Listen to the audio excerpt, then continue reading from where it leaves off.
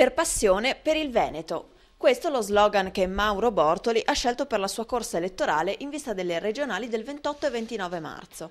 Nella sala Paladin di Palazzo Moroni di Padova, il candidato del PD ha incontrato i suoi sostenitori per presentare i temi forti su cui si concentrerà la sua campagna. Mi impegnerò in caso di elezione per la questione del lavoro.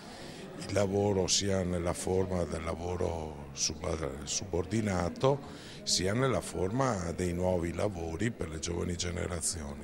I giovani oggi quando perdono il lavoro non hanno nessuna forma di protezione sociale e non riescono a costruirsi nessun tipo di futuro, nessun progetto di vita.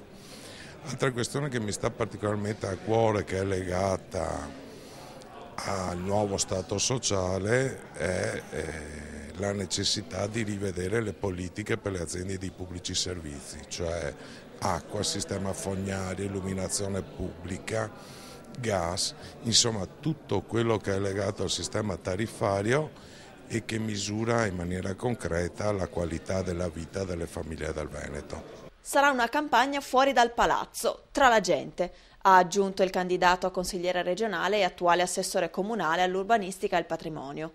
E conclude: mi piace stare in mezzo alle persone e avere rapporti diretti con i cittadini ed è quello che farò, cercando di spiegare loro in maniera precisa e semplice il mio punto di vista.